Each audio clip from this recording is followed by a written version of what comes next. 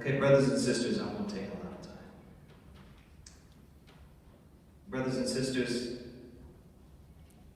all one has to do is turn on the news for anywhere from 5 to 10 minutes to be brutally reminded once again of the realities of racial division that is still plaguing our society today. And we can try to deny it, we can try to sweep it under the rug, but until we are able to face the fact that racism still exists in America, regardless of what color you are, until we are able to face that fact, nothing's going to change. You know, J. Edgar Hoover, who was the leader of the FBI during Martin Luther King's time, referred to Dr. King once as the most dangerous Negro in America. He was dangerous. But why did he say that? Why did J. Edgar Hoover call Martin Luther King the peace lover, the peacemaker, the integrationist? Why did he refer to Dr. King as a threat, dangerous? He didn't say it about Malcolm X. He didn't say it about Elijah Muhammad. He didn't say it about Huey P. Newton. He said it about Dr. King. And it's my opinion, brothers and sisters, that he considered Dr. King a threat because he knew that for the first time in the history of America, a man of color could actually influence a change in public policy. Because not only did Dr. King have the support of the black community, but he also had the support of the white community. He was dangerous. The most peaceful civil rights leader out there. He was dangerous. Brothers and sisters, let me ask you this.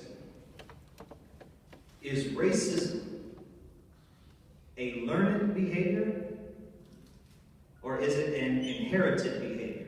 Meaning, are we born racist, regardless of what color or national background? Are we born as racists? No. Because if we were, brothers and sisters, if society was such a way that it affected the human psyche, the way we think, making us predisposed to being racist, we'd be wasting our time. There'd be no reason to be here. Dr. King would have given his most ultimate sacrifice, what he did and ended up dying for. Would have had no reason. There'd be no reason behind it.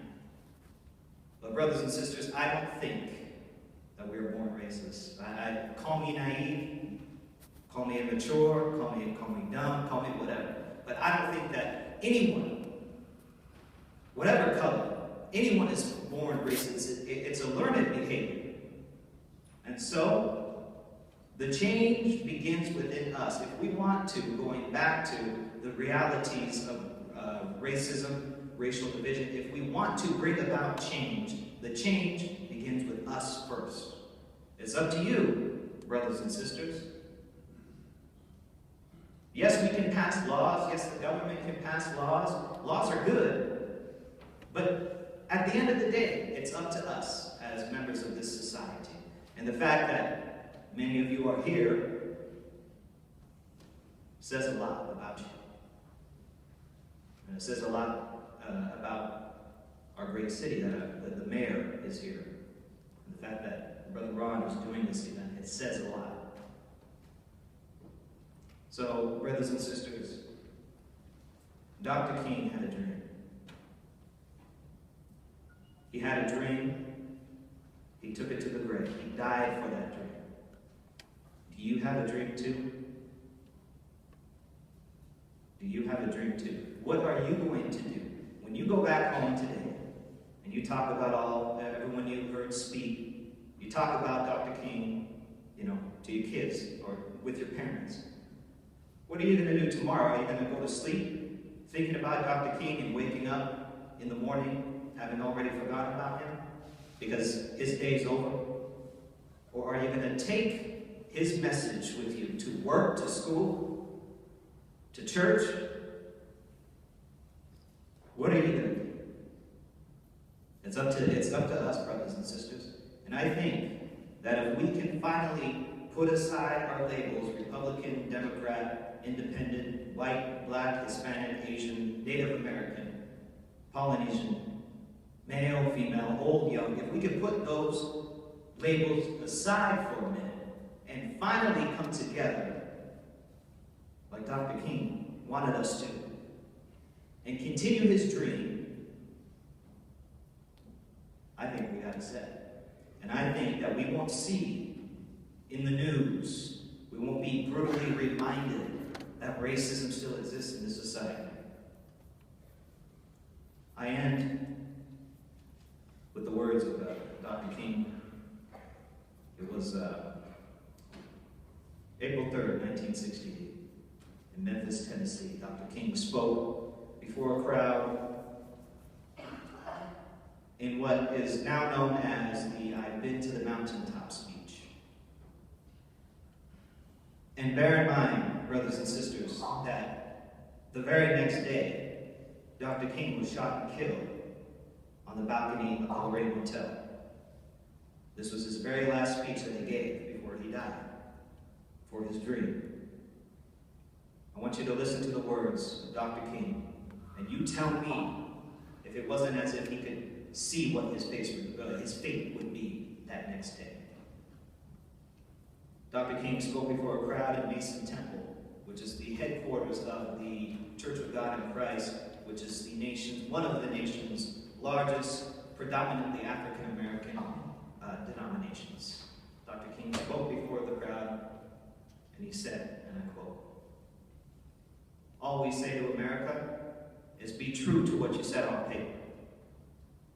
If I had lived in China or Russia or any other totalitarian country, maybe I'd understand some of these illegal injunctions. Maybe I'd understand the denial of certain First Amendment privileges because they hadn't committed themselves to that over there. But somewhere I read of the freedom of the press.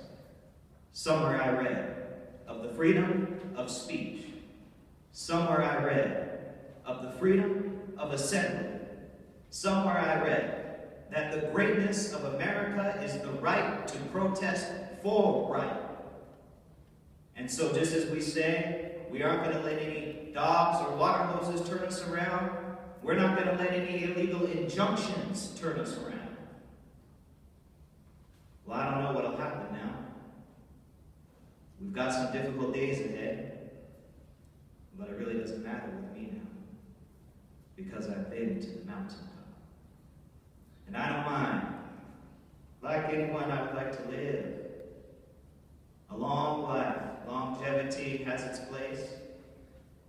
But I'm not concerned about that now. I just want to do God's will. And He's allowed me to go up to the mountain. And I've looked over, and I've seen the promised land. I may not get there with you, but I want you to know tonight that we as a people will get to the promised land. And so I'm happy tonight. I'm not worried about anything. I'm not fearing any man. Mine eyes have seen the glory of the coming of the Lord. Happy birthday, Dr. Martin Luther King Jr.